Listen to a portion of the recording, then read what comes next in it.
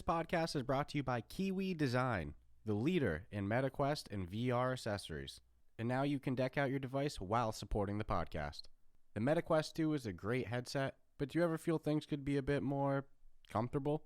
Well, we have the solution for you. With lens protectors, controller grips, face covers, head straps, link cables, headset stands, and more, including my two personal favorites, the top version controller grips with added weight and an extended handle, and the Kiwi upgraded Elite strap. Let's be real, we've all whacked our controller. Don't be the guy messaging Oculus support for your own mistake or waiting weeks for an out-of-stock controller. Visit the link in our show notes to prepare yourself today. After visiting the link in our show notes, make sure to use the promo code RuffTalkVR at checkout, all one word, to take full advantage of your savings. And make sure to click the link in our show notes so the podcast gets credit and you help support us. Remember, whatever you need, Kiwi has you covered. Hey, welcome to this episode of Ruff Talk VR. We're hitting you with another edition of Monday morning news, but I'll give the spoiler. We were saying last week we wanted to do another trifecta this week, and we're hitting you with it. We got Monday morning news, we got a review of a great new game, and then we got an interview with that developer to end the week too. So this is going to be a fun week. And like I just referenced, to start it, we have Monday morning news. Dun, dun, dun, dun, dun. Game time. So it's been just like all weeks, an action-packed week of VR news. Never dull. No, one of the funnier things that I saw kind of in the earlier part of the week was, we've had Bradley Lynch on, well-known, I'll say VR hardware leaker. He explained to us that his bread and butter, his passion is the Valve hardware, the Steam's hardware stuff. But, he goes to other companies as well for hardware leaks, and he got his biggest notability from the Quest Pro leaks, and also he just recently leaked some stuff for the Quest 3. And it seems that apparently, according to an internal memo sent out by Andrew Bosworth, according to Alex Heath of The Verge, he said this on his newsletter that Andrew Bosworth sent out an internal memo saying that they axed the leaker. They caught him. They found out who he was after a months-long internal investigation, and they got rid of him. Apparently, it was a third-party contractor as well, so not even somebody working directly as a Meta employee. No, and if you ever wondered, hey, what's the consequence if I get caught? It's like, to me, in a sense, it's almost a career ruiner, because what company's going to want to hire you if you're the guy that was leaking out their shit when you were obviously being trusted, So the question is did he have I think I already know the answer. NDA or anything like that? A very solid NDA, or can he just make the argument, well, you never told me. Mm-hmm. I couldn't send photos. Well, or ask for a chunk of ad revenue from the video. Mm-hmm. Because that's a detail that came out Which is a very gray area of the whole thing, honestly. Yeah, that's a detail that suddenly came out on. Because I think when we talked to him, he said he wouldn't charge. I don't think he would ever profit from. Yeah, I think he said that he wouldn't try to sell his info for leaks and stuff. But yeah, that's kind of a gray area way of doing it. But I don't think from the way it sounded like it was his idea. So just to be clear, what we're talking about on the internal memo, according to Alex Heath, apparently the guy approached Bradley and asked for a cut of the ad revenue of the videos that are made due to his leaks. And now, according to Alex Heath, Bradley didn't necessarily deny it, but didn't really confirm it either. No, he made it sound like there was only a certain percentage he was willing to pony up. Anything higher than that wouldn't be doable or anything like that. That's out of the realm of reality. But no, I found it was interesting, to say the least. Like you said, he didn't confirm that it was true, but he also didn't deny it. And I agree with you, that's a much more gray area than just somebody sending you info for free, Yeah, I mean, you're obviously doing it with intent to want to get paid to do it. Mm-hmm. So I'm going to guess that wasn't one of the usual leakers. Mm-hmm. Or maybe it was. And then the guy's like, you know what? That last leak really paid off for you. So now it's time for, as if my salary's not enough. Mm-hmm. But now what? Now you got no job.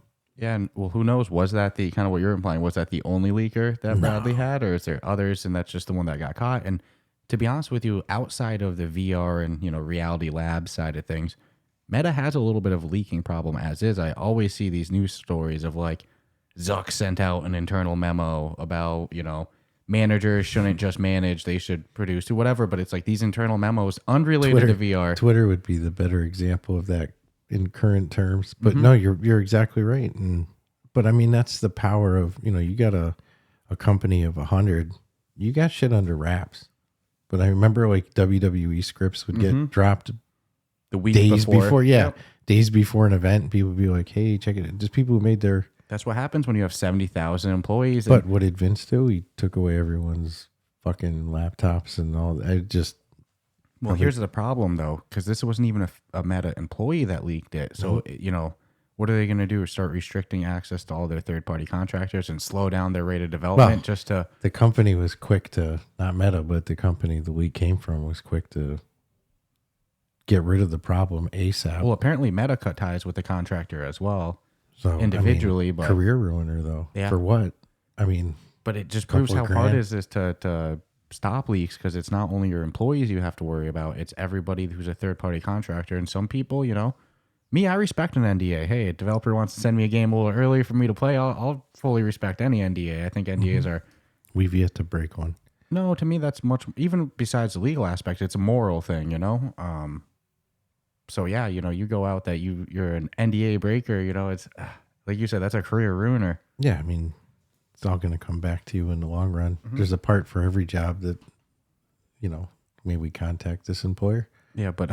No, I wish you wouldn't. And definitely, under no circumstances, Google my name. Yeah, But I'll be honest with you. I doubt that, like I said before, I doubt that's the only source of leaks for Bradley or other people inside. No, because he's got people on the supply chain and all over the place is what it sounds like. And now, unfortunately, I did see Andrew Bosworth was kind of like beefing with Bradley a little bit publicly on Twitter as well. Kind of like throwing some shade and going back and forth with people. Yeah. It's never the best look. It's like, I like to think you got other shit to do. Yeah, you never want to see the executive of a company arguing with a YouTuber. They're not supposed to. No, it's like the same problem like, Elon with no PR department will argue with random people online, and it's like, I don't know. Yeah, but you know what? I'll put Elon in a different, he owns the shit. He can do whatever the fuck he wants. Well, even before he owned it. So it's like, well, yeah, but he's still, he's still a billionaire. Yeah, no, before conceptually, regardless, it's never a good look to see the billionaire shitting on the YouTuber for something. Just that the YouTuber doing what he does, I'd take a shit on better than them trying to sick their legal team on me. Oh, I agree 100%. I'll take my Twitter beating. Well, I even just said, don't tie me up like that. Yeah, you can talk all the shit you want on me on Twitter. I will take that over a lawsuit any day. Mm-hmm. And I don't know, I doubt, obviously Bradley didn't have any NDA or anything like that. So I don't think that there's anything like legally negative that he did. No. In terms of, but that's never to stop a corporation from bearing his fault an individual. Someone wanted to give him information. Mm-hmm. And again, he never said that he did cut them ad revenue. He just didn't say he didn't, Yeah. It doesn't, I don't even think that, again, I think that's more of a gray area. It wasn't like a bag of cash was exchanged at a restaurant. Any legality issues is to the leaker himself, the guy who left or took the data from Meta and gave could it they to, legally make life difficult for young Bradley? Then of course. Yeah, but I don't think that's worth the PR shitstorm either, So I think that's why they would a fucking multi-billion-dollar corporation come crashing down on one so individual. I think that's why Andrew Bosworth went with the poke at him on Twitter. It'd be cheaper to employ him. Yeah, that's funny, but pay him not to make the news. I'll say in terms of, because it's a complex topic. I don't think that what Bradley does is morally wrong. I could see the argument that the guy who leaked it himself is crossing a moral gray line. Look, it's a weird topic, right? If someone offered you information on the next headset, you're going to talk about it. No. Yeah, exactly. I feel morally, this is just incorrect. No, I don't know if Bradley. Exactly I don't think right. Bradley's doing the morally wrong thing. It's he can sleep good at night. It's the guy taking that info and breaking the NDA. It's what he does. Mm-hmm. So should it come as any shock if he posts something and says, "Hey, look, I got what do you want? What do you want me to do with it?" The onus is on you to trace it back to where he got it from and then respond accordingly, like all companies would, because their reputations are on the line with trust issues now. Even though they got rid of the guy, it doesn't matter. It's like whoever he had ties to, it's going to have a ripple effect, but it's not Bradley's fault. No, I It's agree. what he does. I agree on that 100%. So that was an interesting piece of news to start things. Moving on, though, we talked the other week that the FTC lost their injunction that they filed against Meta for trying to buy the Supernatural developers within. So the FTC lost their side, but we were saying it still had to go through other regulatory bodies. And, all business purchases take a while to go through. But 2 weeks later now, officially the purchase has gone through. So Meta is now the owners of within the developers of Supernatural. Which should have been just a one and done when we said they were going to buy it. I think it was over a year ago that they initiated it shouldn't this. have been such a pain in the ass. But I get it. They just want to make sure that by them doing this, it's not going to further put them in a...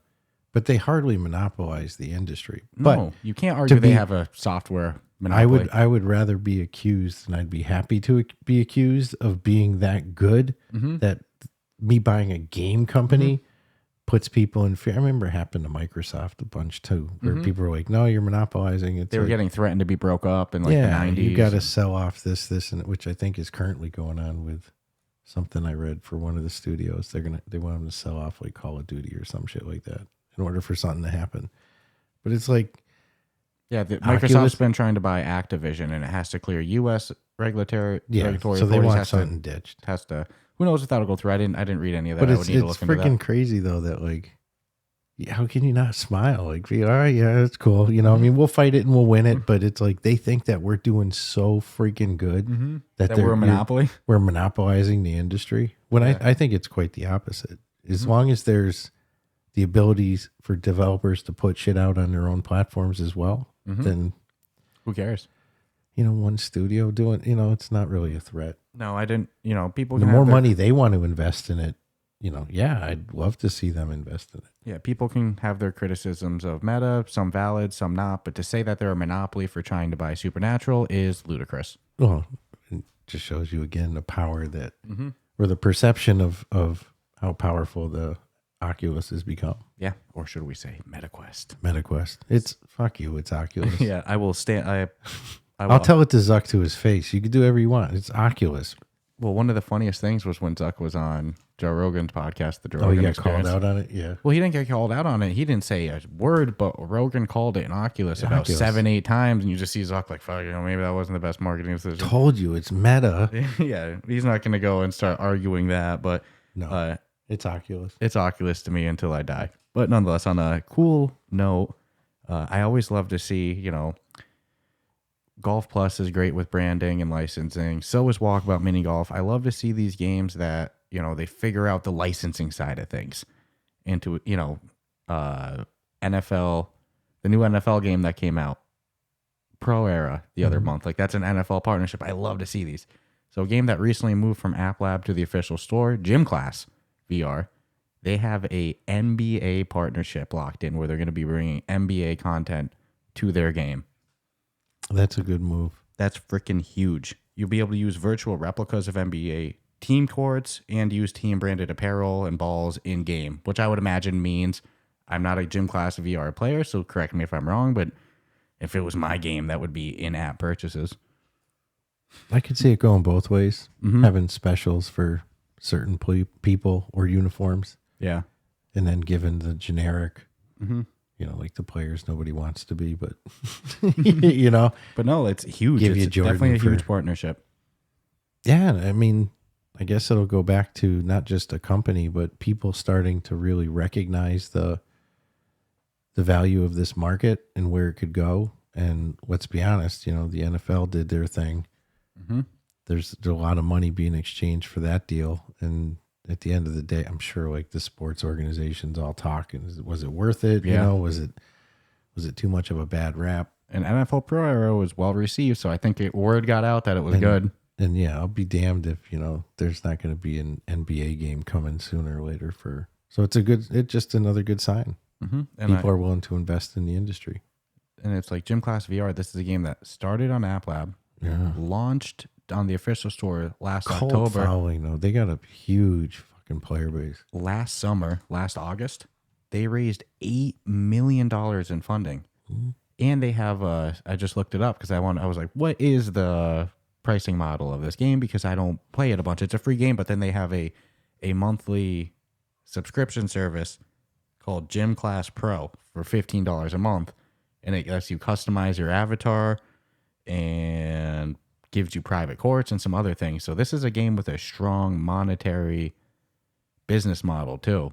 And here they are getting those officially branded partnerships, like with the NBA for a basketball game. That's huge. Yeah, I mean, again, I may not play it, but it just shows where it's going. So It's deals like this are important for the industry of VR to grow. and Whether it's or good not to I see play an it. $8 million funding actually went to Licensing. Yeah, went to like, hey, I'll tell you where every freaking penny went. We say it all the time, you know, we're not licensing people. That's not what we do, but we know it's its own skill. It's not like you just send an email, you know, getting those networking, getting those connections. That's its own skill. We've talked to some developers that are masters at it. They literally could be giving classes on how to go about the whole process. But that's a whole different area too, because shit's not cheap. No. And I will put the disclaimer too. This NBA content is not in the game right now. It's going to be coming in the winter. They soon to be. Yes, but the ink is drying on the agreement. The deal has been signed, and it's coming to Gym Class VR. So huge props to the developers there. That's huge. Like I said, even if I don't play it,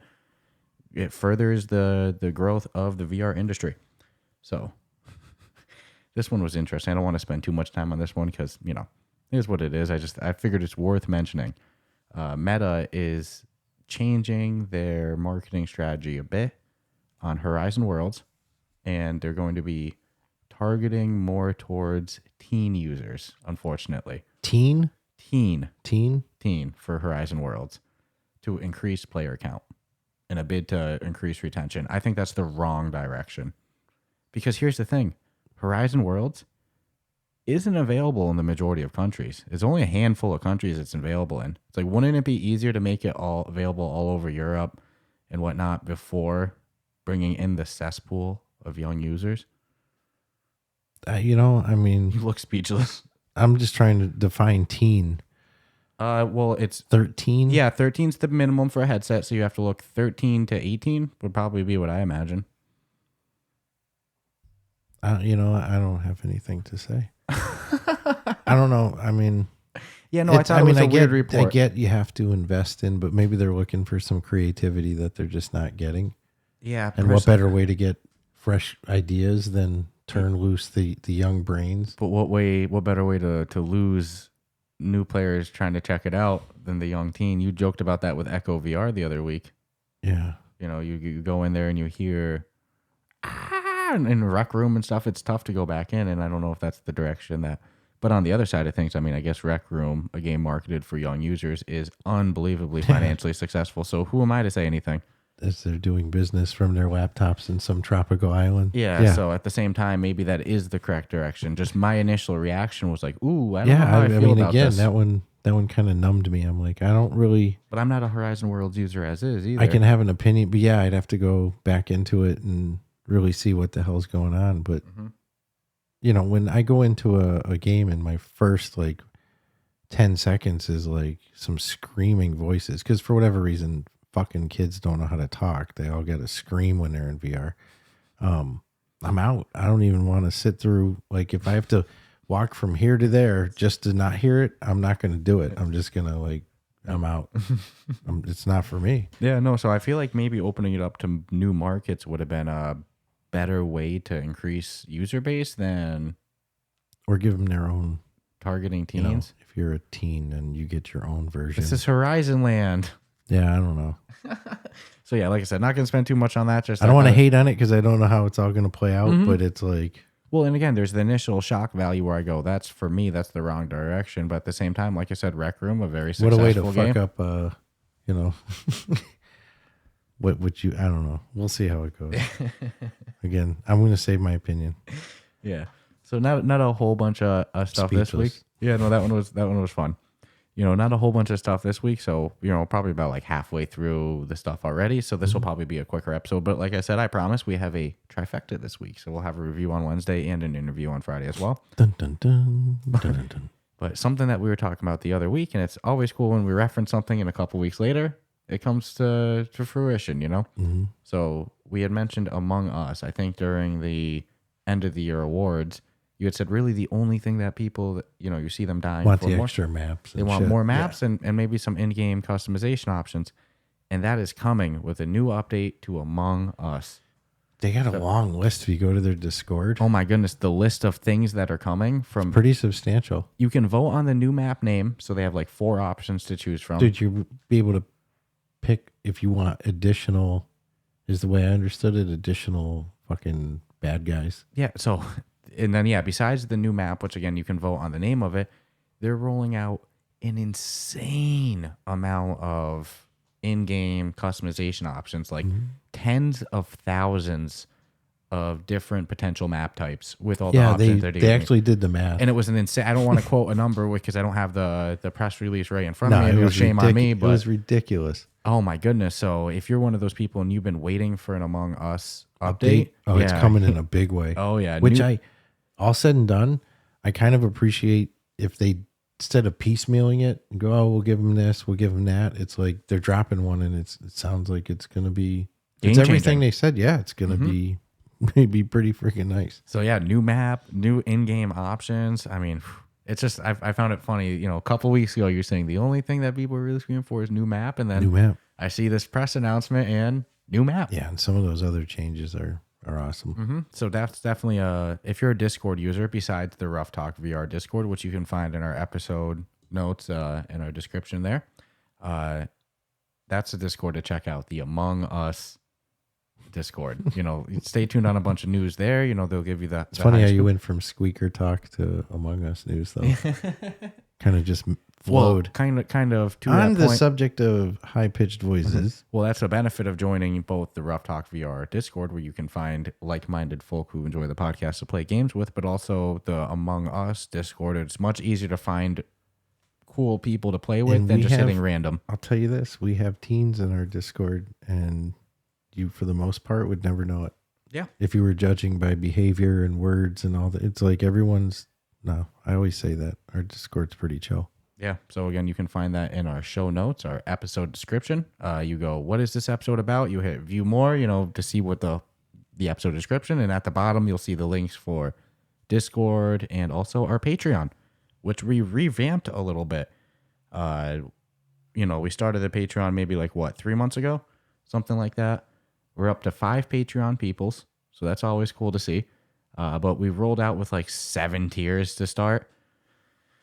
Restructured it a little bit. So cut back on some tiers, kind of combined a couple different ones. So now we only have 3 tiers. And the way it goes is the first tier is just supporting for $5. And it's literally, you know, no benefits. You just want to donate to the show and, you know, be a supporter. Help us grow. Help us eventually go full time. So the just supporting tier is $5. The second of the third tier is the Discord champion tier that also comes with an on-air shout out. So you'll receive an on-air shout out from us once a week on the show. And the tier also comes with, if you use Discord, access to our exclusive Discord Patreon champions chat room, which is a lot of fun. You know, we'll get feedback on, you know, games to review, decisions. You know, I always like to run things by there. So that's what you get with that one for $10 a month. And then for $25 a month, you get all of the same stuff in the other tier. Plus you get your name across the video, you know, on each episode. I also wanted to give another shout out to our Patreon peoples. You know, we have Rick Fu, Amelia, Dimitri, Crispy, and Shoes. So anybody that was a previous supporter as well, you know, your prices didn't go up or anything like that. You're grandfathered into the previous rates. But, you know, just going forward, that's the new structure of the Patreon. And also another cool thing that we decided to test out last week, and I think it got a pretty good reception, if I must say, is a Q&A for the listeners. Aha. And we got 7 responses, but really we got 6 because you trolled my ass with one of the responses. I won't even read the question. You were pretty excited to hear that we did get some other people responding, though. So let's read those out now that we just finished off with our, you know, our Patreon peeps. So the first question that somebody wanted to know is, what do you think of mixed reality rumors of Quest 3? Do you think Meta is potentially making, if true, potentially making a misstep by integrating that technology. I think it's a great choice, but I see a lot of people grumbling like somehow this is lessening the gaming value of the headset. Curious on your hot takes. And I'm guessing they mean by color pass-through as well, because there's a little mixed reality on the Quest 2, but it's the black and white infrared. It's not the same as the color pass-through. So they're basically asking, do you think it's a mistake to focus on that instead of the more gaming VR aspects? I believe the processing power of the next one's already in stone anyways. Mm-hmm.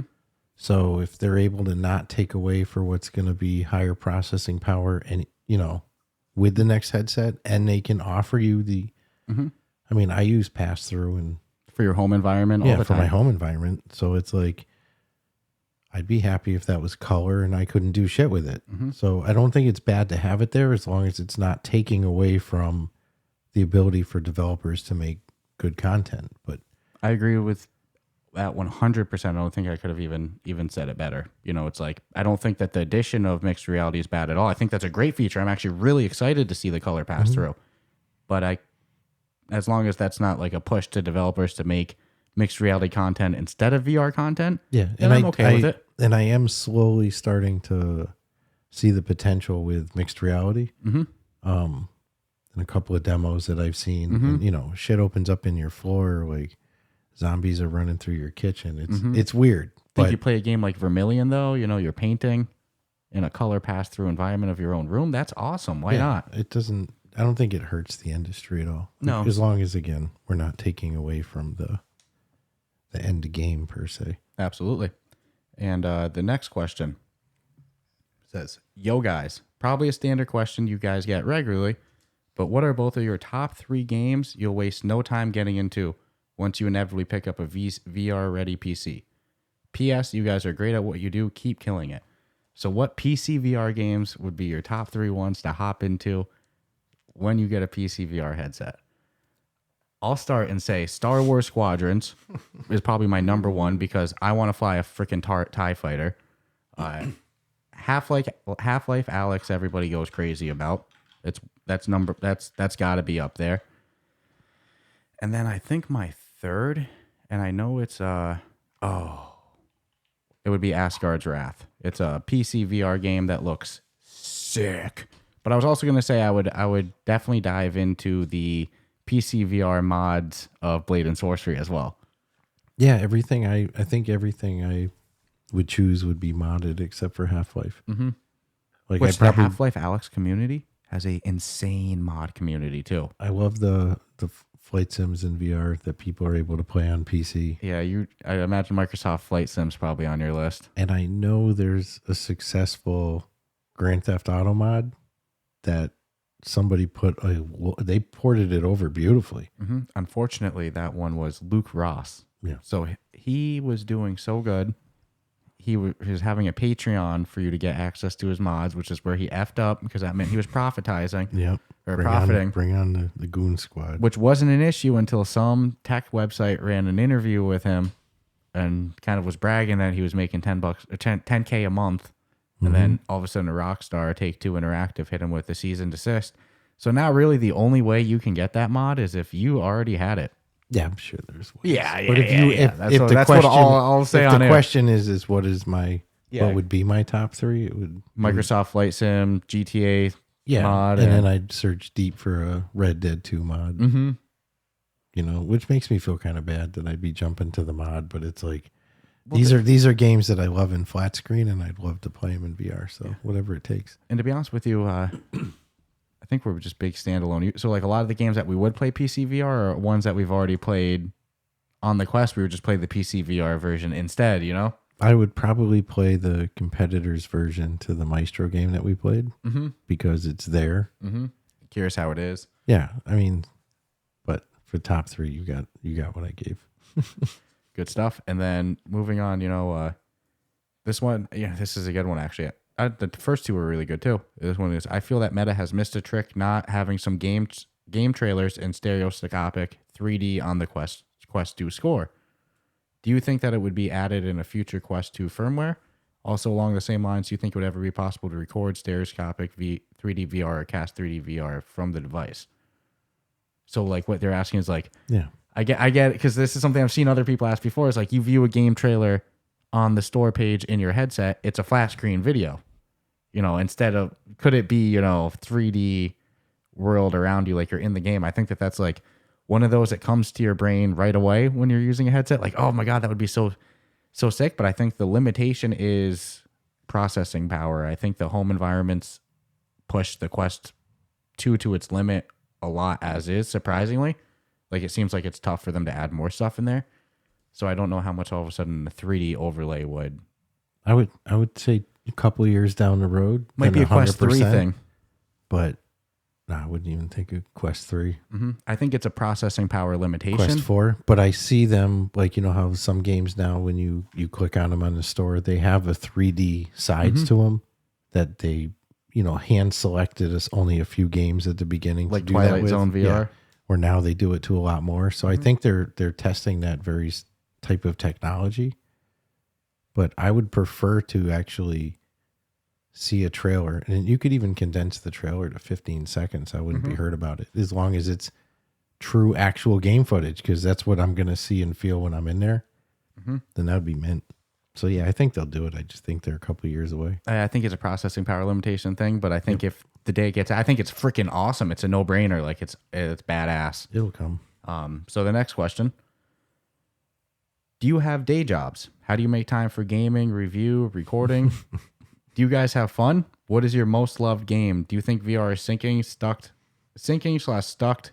/up? Does VR give you health problems? So that was an interesting one. Caught a lot of questions in that one. So to start, yes, full-time jobs, Monday through Fridays, sometimes even other shit. We work 40-hour weeks and do this right now as a hobby, but like we always say, it's the dream to one day go full-time. So you can help support that by going and joining our Patreon that we mentioned before. So yes, full-time jobs. I definitely stopped calling it a hobby. Yeah. Can't say that after almost 2 years. Yeah, I'll say what's the word I'm looking for? I don't ever like to use the word professional until it's paying my bills with anything. Like, example, I can't. That doesn't make you professional. I don't like saying that I'm not a professional jiu-jitsu athlete. It's not how I pay my bills. I think there's if you say you're a professional jiu-jitsu athlete, people are going to say, well, what have you done that makes you a professional? But it's like, if competed at world champions, finished in the top 8 in the world in my weight class. I hear you. But I'm not paying my bills. If the average podcast is 7 episodes before it bails out, and that's just the reality of the business. And aside from the ones that stick around, they do seasons where they take breaks and all this. And it's like, I haven't taken a break in freaking just under 2 years. So I can't, whether I'm getting paid for it or not, it's like. But I was training jiu-jitsu 10 times a week. It's like, damn, man. It's definitely not a hobby. My attitude, the reason I say that is because the day that it is paying our bills, which I'm very confident one day will, and I can say in my heart of hearts, I can look in the mirror and say, I professionally support myself with podcasting. It's going to feel that much sweeter than awarding it to myself now. But nonetheless, yes, you can help us accomplish that goal that we're so very much passionate about, that you can obviously hear by visiting the Patreon link and going and supporting there. And then the answer to that question, and hopefully will one day be no. But yeah, so full-time jobs for us, and you can help change that. We have a ton of fun with recording VR and playing VR, I'd say. Most loved game, I don't think I can answer right now, though. I think I need to like really put some hard thought in that. There's going to be a lot of recency bias. How about you? Do you have an answer on that one, or same thing? I like currently right now, or favorite game all time ever in VR? It's just hard to say for me, Either way. Here's my problem. We play so many games that like, all right, and currently what I'm playing now, and I'm going to keep playing for a while, I would argue is probably my most favorite. But then I think of like, well, there's Mother Gunship. That's exactly. And then Population 1. When I play Mother Gunship is my favorite. When I play Pop 1 is my favorite. The game we're reviewing Wednesday might be one of my favorites now. Exactly. So it's like, I struggle to answer that anymore. Where a year ago, I would have said, look, it's Pop 1, hands down. But what can you do? But dude, how about this? All those games that are now on the list of our potential favorites weren't around a year ago. It's like, people can say, oh, I heard some people saying 2022 was a soft year for VR. I was like, dude. No, people made coin. All of my pretty much all my favorite games for VR games came out in 2022, and 2023 is off to a great start. So that's that one specific is a hard answer, but overall, yeah, we got full-time jobs for now. If you want to add desperation into helping us, I'm actually between jobs right now. So oddly enough, I have all the time in the world for VR. Yes, if now today, yes, I do. If you have openings in the VR industry as well, shoot them over to Stratus. Oh, geez, community managers, we'll take them all day long, all day, every day. So, all right, next question. There's 2 more. What are your top 3 features that you want the Quest 3 to have?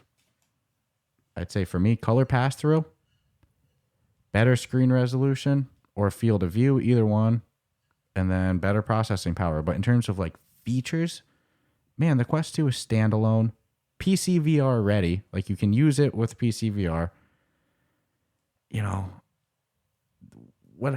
It's got hand tracking. If it's going to have color pass through, I personally don't need the eye tracking and body tracking. So I don't know if I have a top 3 overall features, just the addition of color pass through. I mean, the rumor of the IPD wheel, I am so pumped for that because I hate the 3 preset eye locations. So I think color pass through, the IPD wheel, and then the potential for better graphics, processing power, resolution, better screens. Is that, you know what? I hope that there's nice pancake lenses.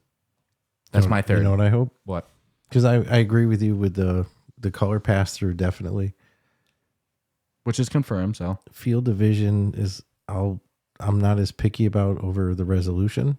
So I agree. I would really good resolution. And then to top it off, I'm going to say I want the Pro controllers to be good. That picks. would be my 3 that I'd be most looking for. Good picks. That I want the tracking in the Quest 3 controllers like the Quest Pro controllers has. How Take they have the same built-in controllers. You don't have to reinvent the wheel for me. Fuck yeah. Give me the same damn controller. All good stuff. And then, like I said, that IPD wheel, that's just added bonus to me. Help get that sweet spot.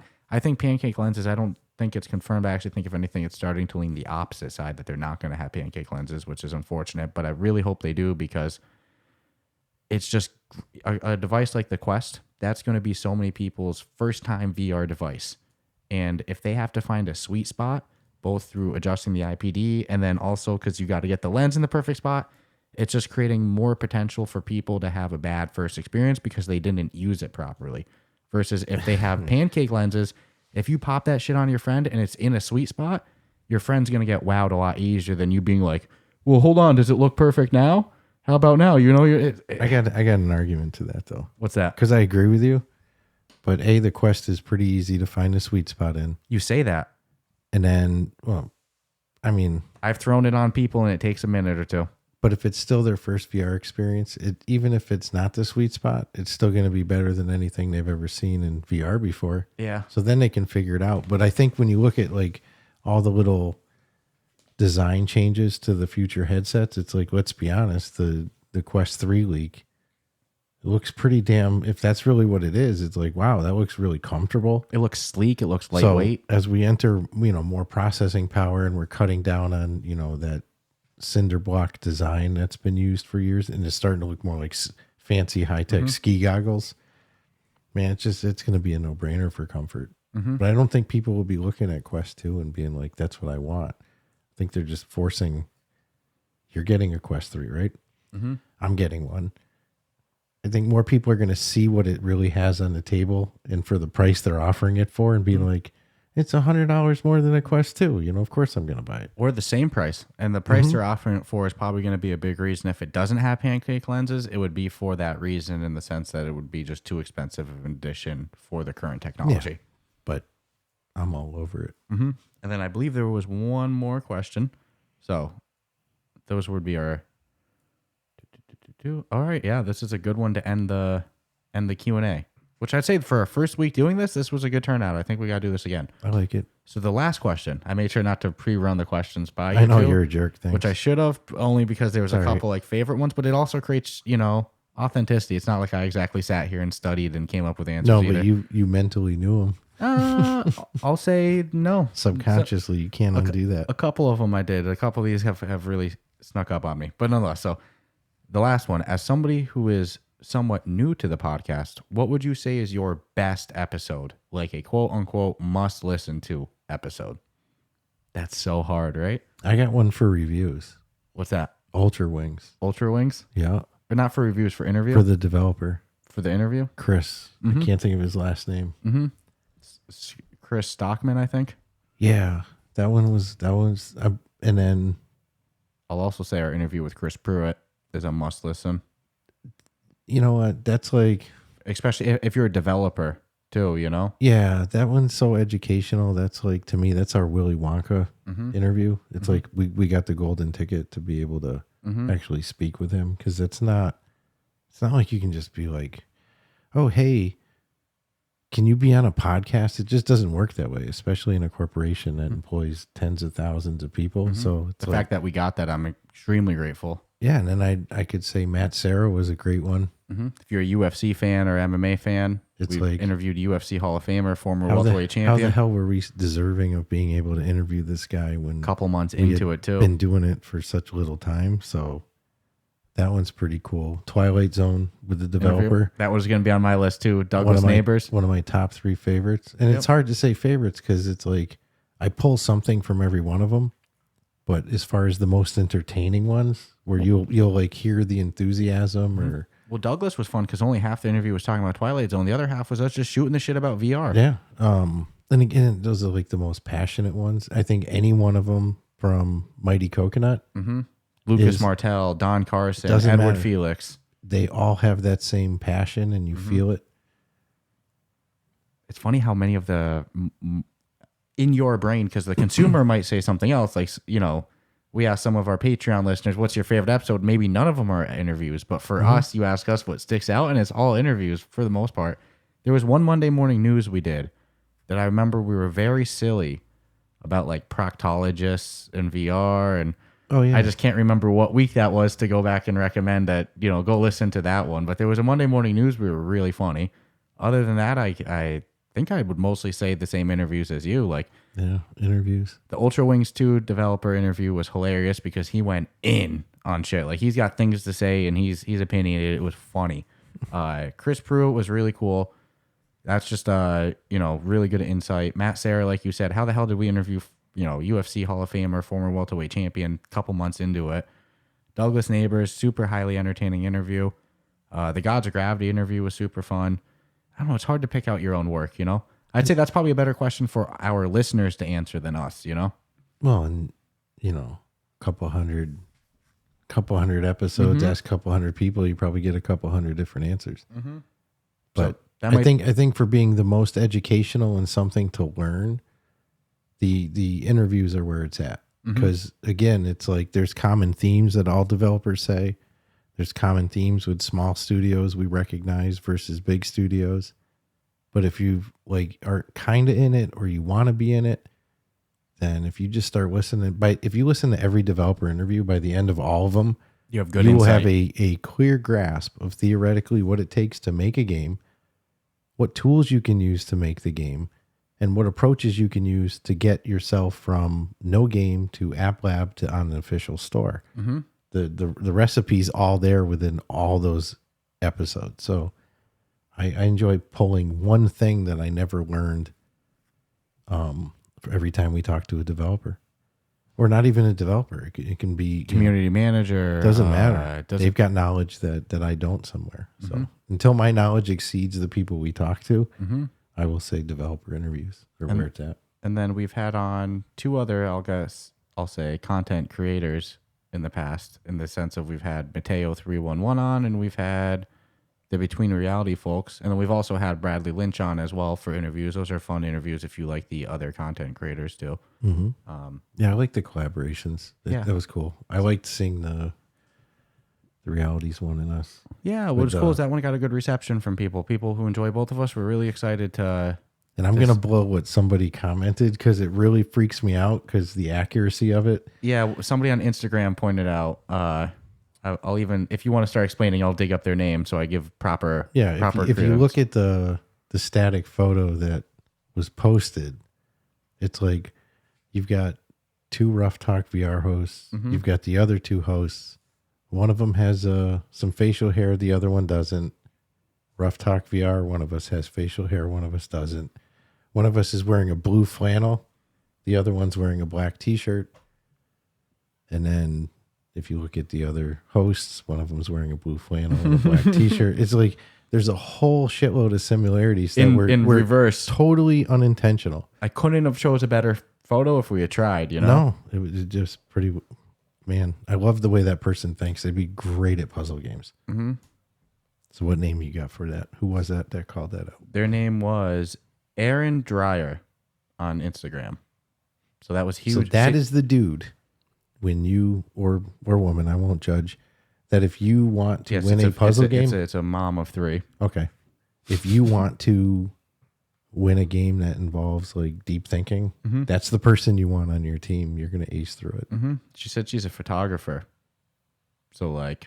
Oh, even that's not an excuse for a high level of detail. Yeah. I've seen some pretty lousy photographers. Well, that's the credit she gave herself for why I'm a photographer, but I agree with you. I think that's a much wittier thing. Like that was very good. Yeah, you can't. I don't think you can teach that. Aaron Dreyer, huge props to you. And what I will say is that if you're watching on YouTube and you have a favorite episode, comment it in the comment description box. If you're comfortable with putting out what your favorite episode is, and if you're in our Discord community already and you're comfortable with putting it in our little episode discussion channel, put what your favorite episode is. Because I like I said, I think that this is a question probably our listeners could answer better than us.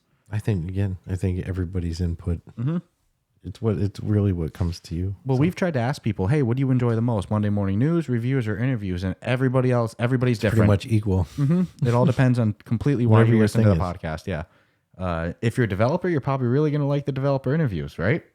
Well, I think that, and if we're reviewing your game, I think you'd like that even more. I think we have our most entertaining banner, myself personally, during Monday morning news, and I think our most structure is on Wednesdays. But who knows? What do I know, actually? That's just my... Yeah, and interviews are more free-flowing. Mm-hmm. They've got a little of both going on. So, one last thing, then we'll wrap this baby up. Because like I said, trifecta this week. But this isn't really... I guess like you won't see it on news articles and stuff like that, but it's a really cool thing you had sent to me on Friday night or Thursday night. I believe Friday night, where Lucas Martel and Ryan Angle, Lucas Martel being the founder of Mighty Coconut, the team that makes Walkabout Mini Golf, and Ryan Angle being the founder of Golf Plus, the other top selling golf game on the Quest store. That, both these games, they're golf games. They're both based in Austin, Texas. They both kick ass with licensing, with updates, with just having great games. And you sent me that they played a game of golf together in each other's games and posted it on YouTube. And one of the coolest, I think my favorite new VR videos. So if you haven't checked that out, it's not our video or anything. I'm not doing any self-promotion here. But I highly recommend listening to that. It's about 30-minute chat. They just shoot the shit. Ask each other a lot about difficulties that they've had with each other, with, respective games. And it's just really good insight. Well, and the fact that you're playing on Walkabout's course and then they jump over to Ryan's course, It's like, it's no secret the industry gets along pretty well. But if you ever want to see it with your own eyes, what a more powerful collaboration, though. Mm-hmm. Like it got me thinking they're playing together. What if they actually worked together on just a project? You're talking two of the absolute best freaking studios that you could ever want to work for. I think currently, Jesus, man, yeah, that's nuts. It got my brain like flying. I'm like, what are they scheming? And we have talked before, like, I hope there's not like rivalry and competitiveness, mentality with these two studios, because they're both such different and such great games. And that's exactly what they said in the video too. They're like, there's no rivalry, there's friendly competitiveness. Like, hey, I always want to be doing better than I want to be top of the store, but there's no like, I hope somebody else is doing bad. I want to be top of the store because everybody's doing great and I'm just doing better. Now I'm top of the store because they're doing bad and I'm just doing a little less bad. Did you see how Golf Plus had a little thing going on where you could play against actual pros? Dude, both of these games are so good at the licensing, the branding. Walkabout's done all these, IP courses, and now Golf Plus has PGA partnership where now you can, for that limited time. Like you said, they were having you one-on-one against a real-life golfer in It the was game. something to that effect. I knew it was. There was no way in God's green earth I would even think of doing that. But as in real life, I would never want to play against Tiger Woods. And actually probably don't want to in virtual reality. I know my place on the food chain. I don't care how good I am. However good I thought I was, a professional is going to figure out the VR shit real quick. I was going to say, let me put it this way. Golf Plus is good enough that I'm pretty sure Tiger Woods would figure that shit out real fast. Yeah. It's not his first, probably not his first time, you know? So no, that was just a cool video. And yeah, if you haven't watched it yet, definitely check it out. And like I referenced earlier, go join our Discord. You know, if you've been enjoying the podcast, subscribe, rate us 5 stars. Go join that Discord community of ours. It's a blast. You know, help us go full time with the Patreon. Like I said, revamp the benefits a little bit. You can get an on-air shout out every week. Don't make me get a real job. Yeah. I want to do what I want to enjoy doing, not Yes. what I have to do. And also, myself and one of our Discord moderators, Shoes, you know, he's starting to pump out some more articles on our website as well. So I'm doing some news pieces. He's doing a little bit more like editorial opinion things, you know, maybe some best App Lab game articles coming up, you know, some thoughts on the Quest Pro controllers, all that fun stuff. So stay tuned on the actual Ruff Talk VR website, which is just www.rufftalkvr.com. I don't even know why I said www. I really dated myself on that one. I had my first boomer moment. But, you know, besides that, you know, I hope even http //www.rufftalkvr.com. So I'm trying to roll out the news side and the opinions pieces and all that a little bit more of the website. So stay tuned on the website, join the Patreon, join the Discord community, and stay tuned for the part 2 and 3 of this week's trifecta with a nice game review and an interview. Sweet. Spoiler too, I'm freaking loving this game.